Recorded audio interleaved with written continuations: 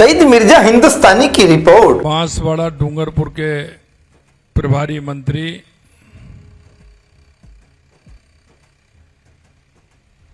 जनजातीय एवं क्षेत्रीय विकास गृह रक्षा विभाग श्रीमान बाबूलाल खराड़ी जी, कैबिनेट के मेरे दूसरे साथी राजस्व मंत्री भाई हेमंत मीणा जी, हमारे प्रदेश के उपाध्यक्ष और संभाग के प्रभारी श्री नार सिंह जोधा जी, अध्यक्ष भाजपा जिला बांसवाड़ा श्री पूंजीलाल गायरी जी, प्रदेश के उपाध्यक्ष भाई हकरू मेहड़ा जी, विधायक गढ़ी श्री कैलाश मीणा जी, विधायक सागवाड़ा श्री शंकर ऐचा जी, भाजपा के प्रदेश के उपाध्यक्ष श्री मुकेश दादी जी, पूर्व संसदीय सचिव श्री भीमा भाई डामोर जी, पूर्व मंत्री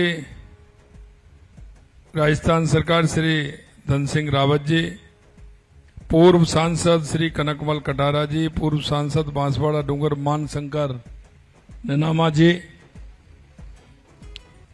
सरपंच चुनादा इस पंचायत की हमारी सरपंच बहन श्रीमती लतिका कटारा जी, और मेरे सामने बैठी मेरी माता बहनों, सबसे पहले तो मैं आप सभी को इस कार्यक्रम में आने में स्वागत करता हूं, आपका अभिनंदन करता हूं। वंदन करें, प्रतिनंदन करें। इसी क्रम में मैं अनुरोध कर रहा हूं श्रीमान कैलाश जी मीणा साहब, माननीय विधायक महोदय गढ़ी विधानसभा क्षेत्र, माननीय पूंजीलाल जी गायरी साहब जिलाध्यक्ष महोदय, माननीय भीमा भाई डामोर पूर्व संसदीय सचिव महोदय, और कान्हेंग जी रावत साहब, आप सभी से मेरी करबद्ध गुजारिश कि आप पधारें और हमारी जनजाति क्षेत्र की जो ये बंडी है, बंडी पहना करके माननीय मुख्यमंत्री महोदय का जोरदार स्वागत करें, अभिनंदन करें।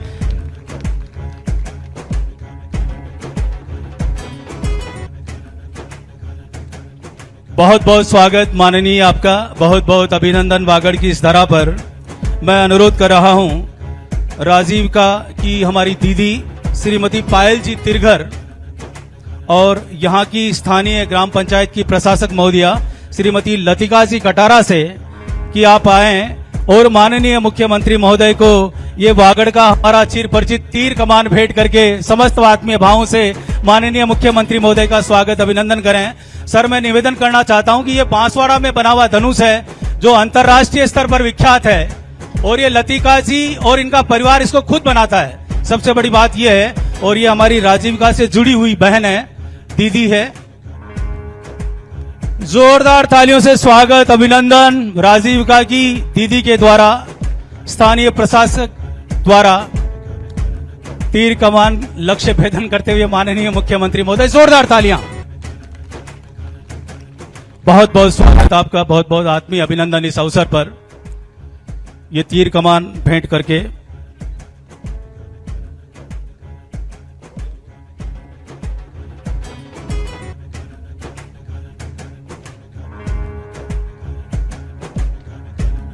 इसी क्रम में मैं गुजारिश कर रहा हूं हमारे बांसवाड़ा जिले के प्रभारी मंत्री और माननीय कैबिनेट मंत्री श्रीमान बाबूलाल जी खराड़ी साहब से कि सर आप पधारें और इस अवसर पर अपना आशीर्वचन प्रदान करके हम सभी का अनुग्रहित करें। आज हम सबका सौभाग्य है कि हमारे प्रदेश के विकास पुरुष यशस्वी मुख्यमंत्री आज रात्रि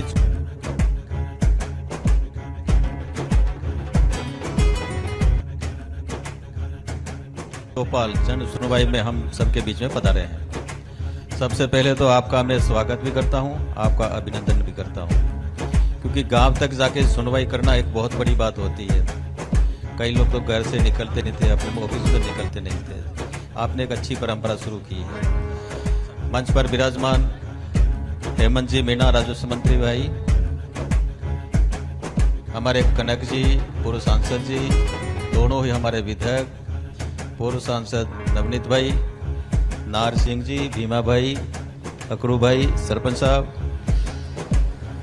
भाइयों बहनों, सब बहनें ही हैं, भाई तो कोई है ही नहीं, मातृशक्ति, आप सब अपने मन में जो भी हो माननीय मुख्यमंत्री से सवाल कर सकते हैं। आपके जो भी मन में आ कुछ पूछना तो पूछ सकते हैं। माननीय मंत्री जी, आप मुख्यमंत्री जी आपसे संवाद करेंगे। आज मैं बहुत ज़्यादा न कह, क्योंकि मैं पिछली बार भी आके गया हूं, आज तो आप ही का काम है तो आप करेंगे। यही कहते हुए मैं पुनः आपका स्वागत और अभिनंदन करते हुए मेरी बात को जय भारत, धन्यवाद। बहुत बहुत धन्यवाद माननीय प्रभारी मंत्री महोदय। और अब बारी है राजीविका की दीदियों से संवाद की, तो मैं अनुरोध कर रहा हूं माननीय मुख्यमंत्री महोदय, राजस्थान सरकार से मेरी गुजारिश है कि सर आप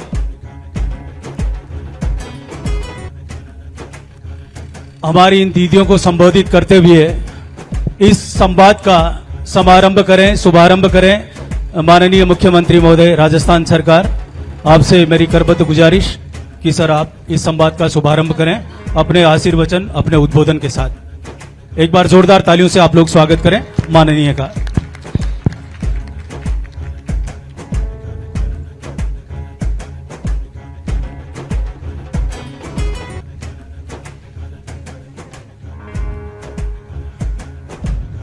सभी को नमस्कार।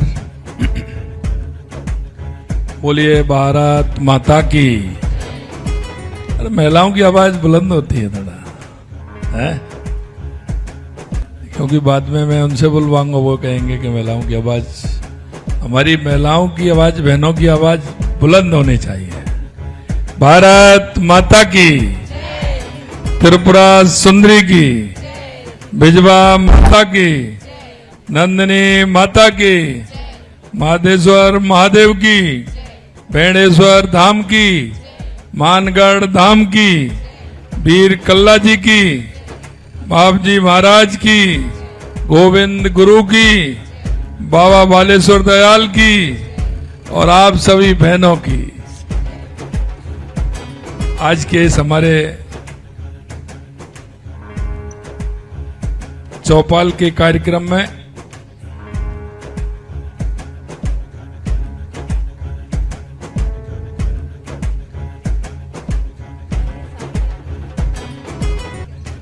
इस ग्राम चौपाल में मंत्रिमंडल में मेरे साथी बांसवाड़ा डूंगरपुर के प्रभारी मंत्री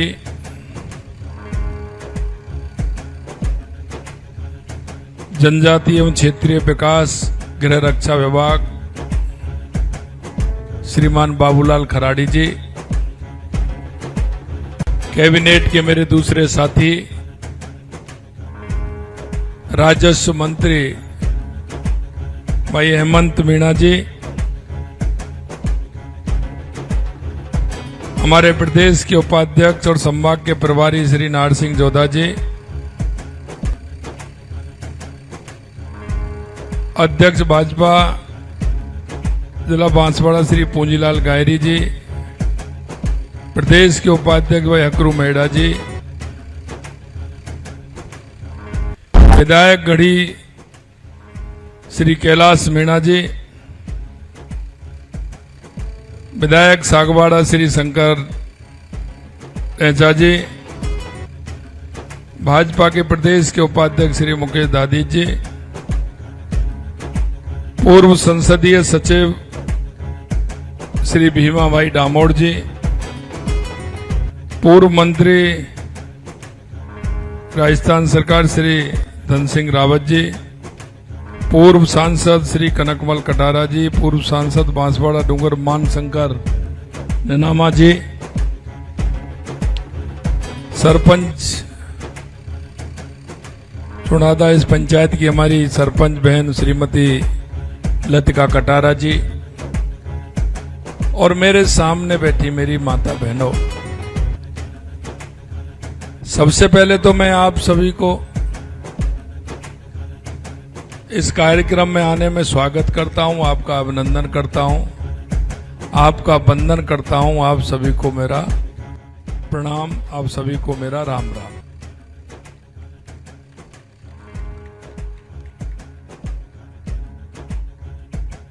क्योंकि हमारा रात्रि चौपाल के कार्यक्रम हमारे पूरे राजस्थान भर में चल रहे हैं।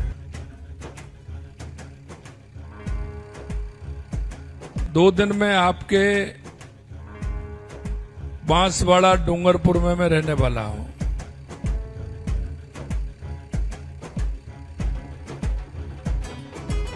और आपके बीच में आपकी सुनूंगा भी और सरकार की योजनाओं के बारे में कि हमारी केंद्र और राज्य की सरकार ने महिला उत्थान के लिए, महिला सशक्तिकरण के लिए जो हमारी सरकार लगातार काम कर रही है उसके लिए भी बताना है। बहनों, मैं आपके बीच में इसलिए आया हूं कि हमारे देश के यशस्वी प्रधानमंत्री नरेंद्र मोदी जी चाहते हैं कि हमारी माता बहनें आर्थिक रूप से संबल हों, हमारी ग्रामीण परिवेश में रहने वाली हमारी माता बहनों का जीवन स्तर में सुधार हो। माननीय प्रधानमंत्री जी कहते हैं कि इस देश के अंदर 4 जातियां हैं और वो जातियां हैं महिला, युवा, किसान और मजदूर। तब इन 4 का जीवन स्तर अगर सुधरेगा तो मेरे गांव का जीवन स्तर सुधरेगा, मेरी तहसील का सुधरेगा, मेरे जिले का सुधरेगा, मेरे प्रदेश का सुधरेगा और मेरे देश का सुधरेगा। आप सभी जानते हैं कि गरीबी कैसी होती है। गरीबी के अंदर उसका जीवन यापन कैसे होता है, हम हमारे बच्चों की परवरिश कैसे करते हैं, हमारे जीवन यापन में हमको क्या क्या परेशानी आती है। मेरी माता बहनों, गरीबी जब आती है तो सभी छोड़ जाते हैं, कोई साथ नहीं देता है, बल्कि वो उनका मजाक और उड़ाते हैं। और ये जीवन की सबसे बड़ी घुटन होती है।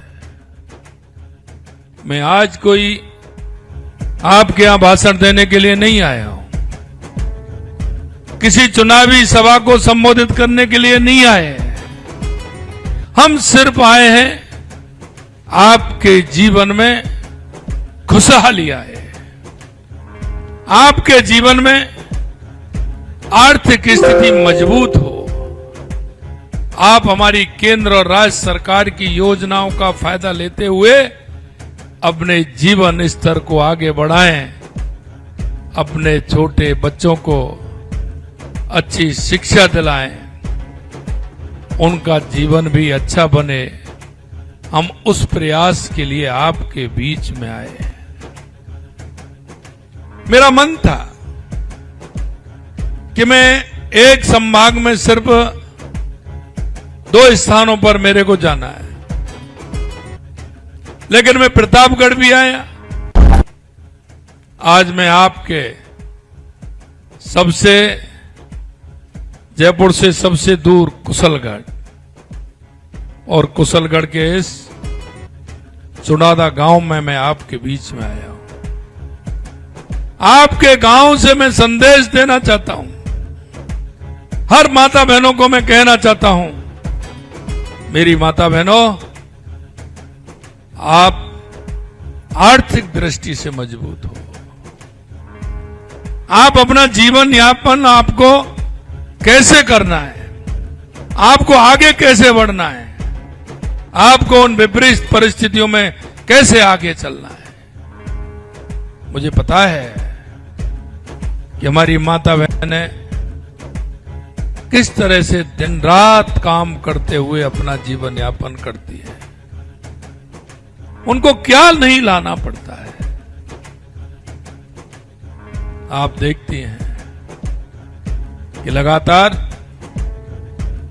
आपके जीवन के उत्थान के लिए हमारे देश के यशस्वी प्रधानमंत्री नरेंद्र मोदी जी काम कर रहे हैं।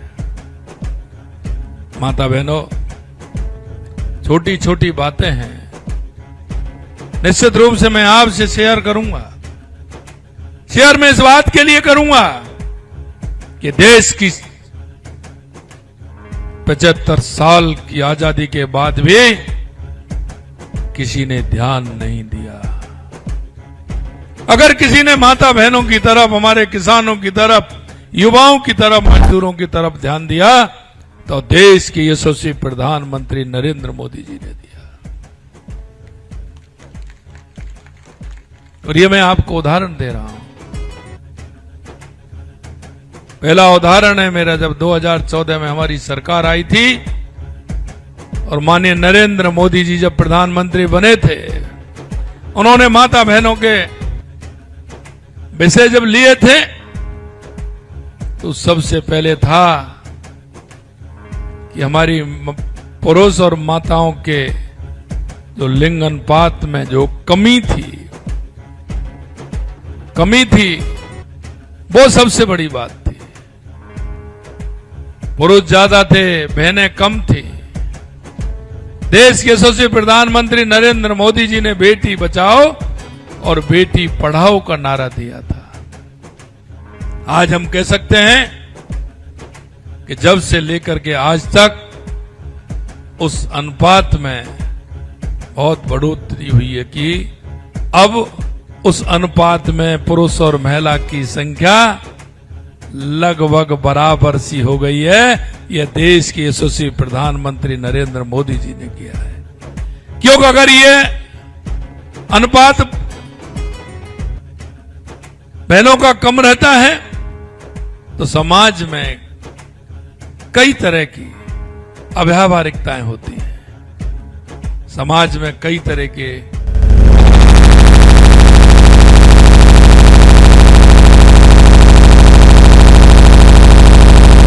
मैं आपको बताऊं कि आपने देखा होगा कि गांव में हमारी माता बहनें शाम को अंधेरे का इंतजार करती थी। सुबह सूर्य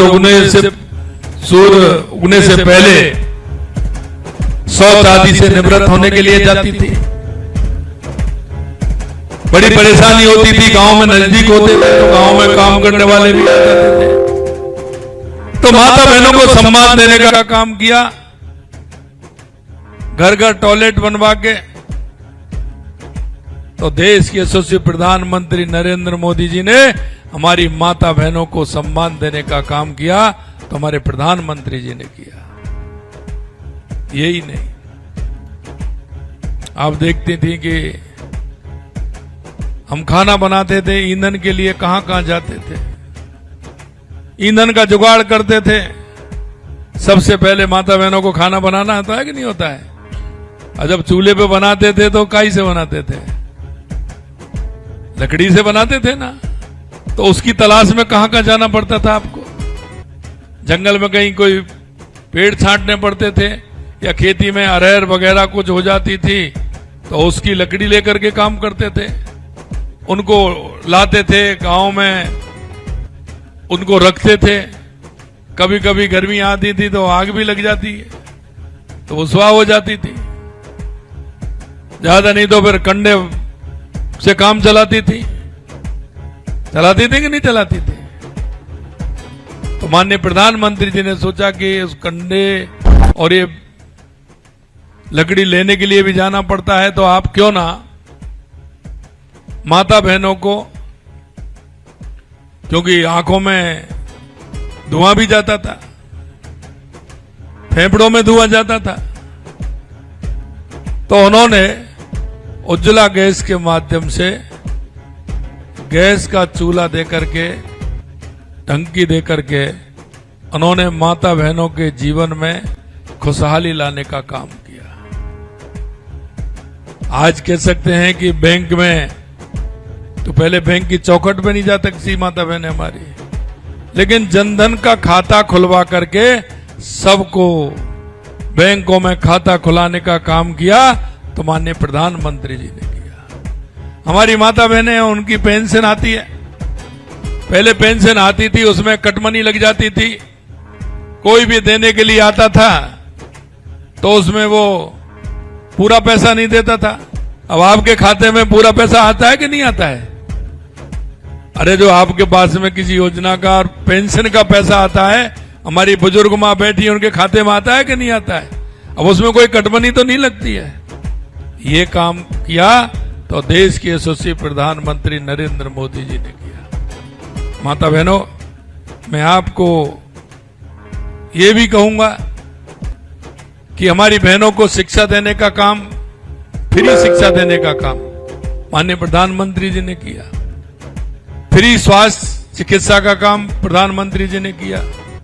मातृबंधन योजना में जो राशि पहले 5,000 थी अब हमने 6,500 कर दी, वो मिलती है। लाड़ो योजना में 1.5 लाख रुपए मिलते हैं।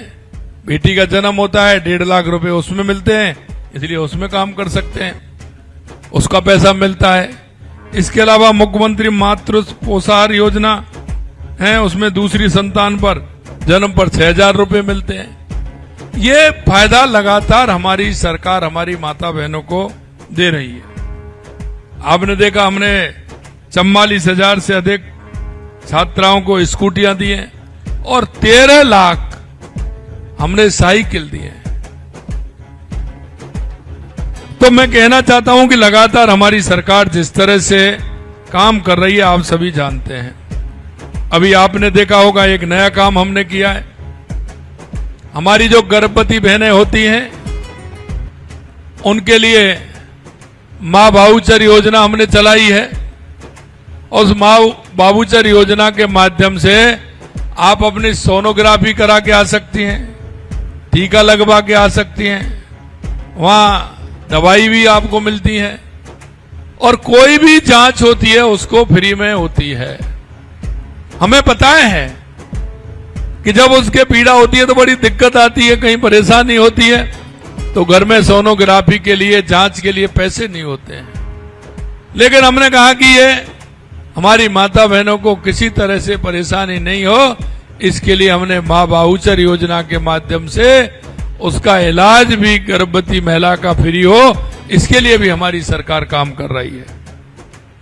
आपने देखा है राज्य की लगभग 1 करोड़ से अधिक महिलाओं को उसका फायदा भी मिला है और हमें सैनिटरी नैपकिन देने का निःशुल्क हमारी सरकार काम कर रही है। लगातार हम उसके माध्यम से 7 लाख बालिकाओं को हम किस्त दे रहे हैं। लाड़ो योजना की 1 लाख से 1.5 लाख किया है, 7 लाख बहनों को उसका फायदा मिला है। और राजीविका के माध्यम से, लखपति दीदी के माध्यम से हम माता बहनों का जीवन लगातार सुधारने का काम हमारी सरकार कर रही है। और आप देख रहे हैं, मैं तो बांसवाड़ा डूंगरपुर की बहनों को बहुत बहुत धन्यवाद देना चाहता हूं कि लखपति दीदी योजना में वो सभी जुड़ करके उसका फायदा ले रही हैं। बहुत अच्छा अनुभव मेरा रहा है। जब मैं यहां आया था तो मैंने देखा था कि किस तरह से हमारी माता बहनें उसका फायदा ले रही हैं। आप देख रही हैं कि उस लखपति दीदी योजना के अंदर 22 लाख बहनों को हमने उसका प्रशिक्षण दिया है। 17 लाख से अधिक बहनों को लखपति दीदी योजना का फायदा मिल रहा है। और जब मैंने बजट से पहले लखपति दीदी बहनों को, राजीविका की बहनों को जब मैंने बुलाया था तो मैंने उनसे पूछा था कि हमें और क्या करना है। तो उन बहनों ने कहा कि हमको 1 लाख रुपए मिलते हैं 2.5% ब्याज पर। हमने उसको 1.5 लाख किया और 1.5 लाख के साथ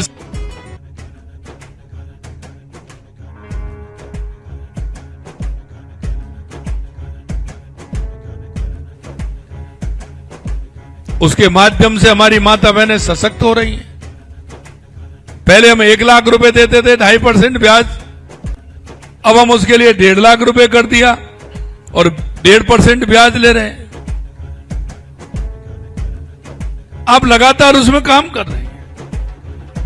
हम चाहते हैं कि गांव में हमारी जो बहनें रहती हैं, जिनको घर के काम से 2 घंटे 3 घंटे 4 घंटे जो निकलते हैं, वो राजीविका में आकर के हमारा जिस तरह का क्लस्टर है उसमें जुड़े और ज्यादा से ज्यादा काम करते हुए उनकी आर्थिक स्थिति मजबूत हो। और आपके यहां राजीविका का अच्छा काम है, इसके लिए मैं आपको धन्यवाद देना चाहता हूं। अब राजीविका की बहनें कितनी जुड़ी हुई हैं यहां, एक बार हाथ खड़ा करें। अब ये है, देखिए अब कितनी बड़ी संख्या है। मेरी बहनों, मेरा मन आज प्रसन्न हो गया कि यहां इतनी बड़ी संख्या है। और मैं इसलिए कहता हूं कि आपकी बात को पूरा राजस्थान सुनेगा। और मैं यही कहना चाहता हूं आपसे कि माननीय देश के यशस्वी प्रधानमंत्री नरेंद्र मोदी जी चाहते हैं कि हमारी बहनों का जीवन स्तर ऊपर उठे। अरे वो तो यहां तक जाते हैं। आपने देखा अभी लोकसभा में नारी शक्ति बंधन अधिनियम लेकर के वो आए थे। उन्होंने कहा कि हमारी देश की आधी आबादी है, हमारी माता बहनों को उनका अधिकार मिलना चाहिए। और इसलिए नारी शक्ति बंधन अधिनियम के माध्यम से वो चाहते हैं कि लोकसभा में और विधानसभा में भी 33% हमारी माता बहनें आए, जिससे कि वो हर काम को जाने और मां कानून वो बनाए। इसलिए 33% आरक्षण को लेकर के माननीय प्रधानमंत्री जी आए थे।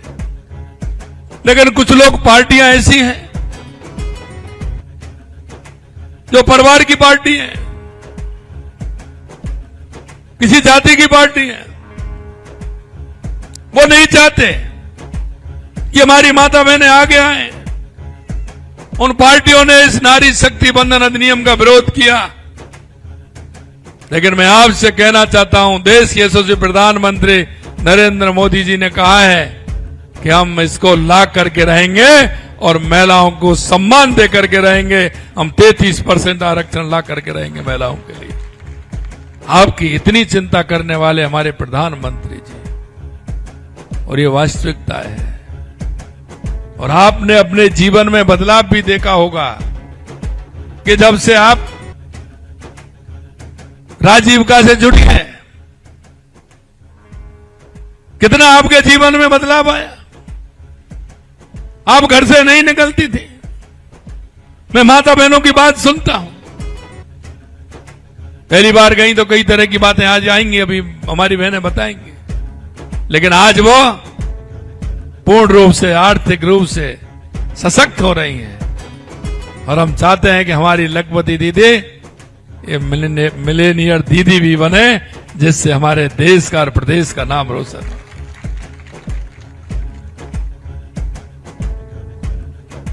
लेकिन आपसे एक बात मैं कहूंगा, मेरी माता बहनों, आप इस समाज में,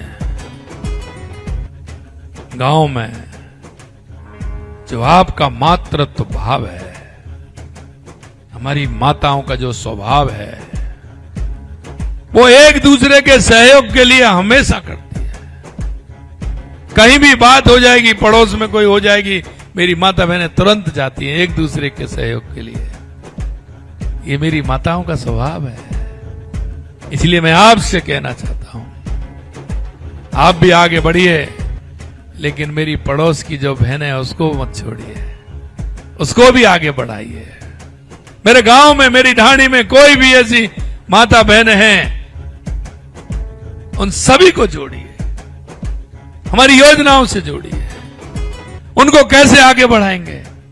और ये मैं आपकी सफलता मानता हूं कि आपने जो शुरू में जुड़ी हैं उन बहनों ने इतना बड़ा समूह बना करके और हमारी माता बहनों को राजीव का से जोड़ करके उनको जो ताकत देने का काम किया, ऐसी बहनों को मैं प्रणाम करता हूं, उनको नमन करता हूं जो आपको जोड़ने का काम किया है। और जोड़िए जहां आपको लगे, आपके मन को कचोटे के ये बहन का आर्थिक स्थिति ठीक नहीं है, जोड़ लो अपने साथ, जाओ उसके घर वालों से कहो कि आप चिंता मत करिए, हम हैं, इनको हम जोड़ेंगे, आप अपना काम करिए। आप भी काम करेंगे और हमारी बहन भी काम करेगी तो हमारी आर्थिक स्थिति मजबूत होगी। आप वो हैं जो घर का संचालन कैसे करती हैं, घर पर कौन आया है, उसकी व्यवस्था क्या करनी है, ये मेरी माता बहनों से ज्यादा कोई नहीं जान सकता। किसी को किस तरह की आने वाले की सत्कार कैसे होगा, घर में आने वाले व्यक्ति को क्या बनाना है, कैसे करना है, और हमारे बुजुर्गों का ध्यान कैसे रखना है, क्योंकि आप अपने घर के जो बुजुर्ग हैं उनका भी ध्यान रखते हैं। मैं आपसे ये भी कहूंगा कि हमारे घर में जो बुजुर्ग, हमारे माता पिता, ताऊ ताई, काकी चाची, काका, कोई भी है, वो ये कहना चाहिए कि हमारी सेवा हो रही है, क्योंकि आने वाली पीढ़ी को भी हम संदेश देना चाहते हैं कि हमने हमारे माता पिता की सेवा की है, आपको भी हम, जब हम बुजुर्ग हो जाएंगे तो आपको भी सेवा करनी है। ये हमारी संस्कृति है, ये हमारी विरासत है। हमारी ये संस्कृति दुनिया में सबसे अलग है। हमारी भारतीय संस्कृति परंपरा ये दुनिया से अलग है। हमारे यहां सब सामूहिक रूप से परिवार में रहते हैं, उनका कोई परिवार नहीं होता है। हम हमारे बुजुर्गों की सेवा करते हैं, उनका आशीर्वाद लेते हैं। ये मामा बालेश्वर दयाल की धरती है। मैं उनसे आया था, बहुत पहले मिला था, और यहां मैं आया हूं।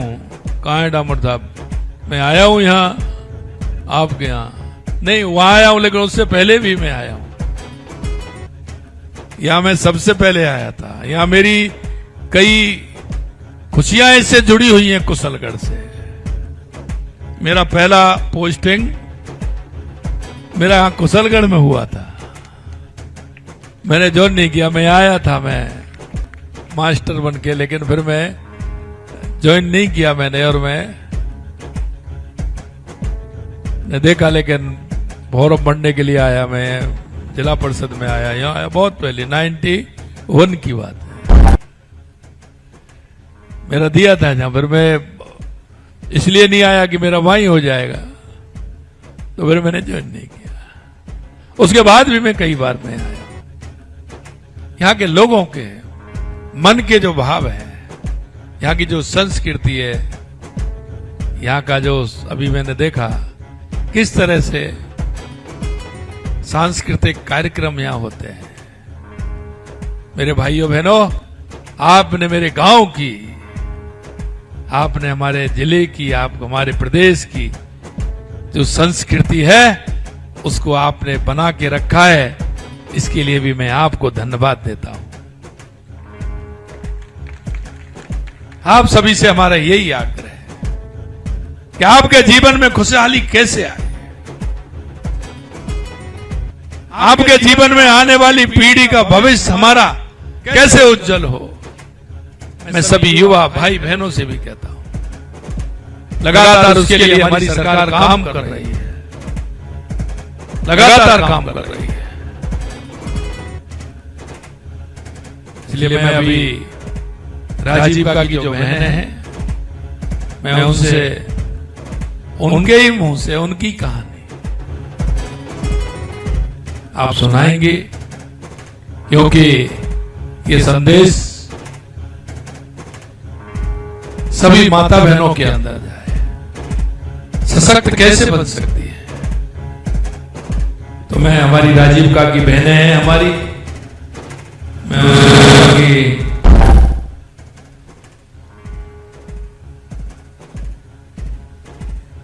सबसे पहले मैं श्रीमती गुणवती नीनामा जी, बंधन मैनेजर, मैं उनसे कहूंगा कि वो कैसे लखपति दीदी बनी और उनके जीवन में कैसे बदलाव आया, उनको क्या परेशानी आई। ये थी शहीद मिर्जा हिंदुस्तानी की रिपोर्ट। बांसवाड़ा की खबरें हमारे अखबार भोर नायक में भी प्रकाशित की जाती है। प्रधान संपादक शहजाद खान और बांसवाड़ा ब्यूरो चीफ शहीद मिर्जा हिंदुस्तानी की रिपोर्ट भी देखते रहिए भोर नायक अखबार में भी।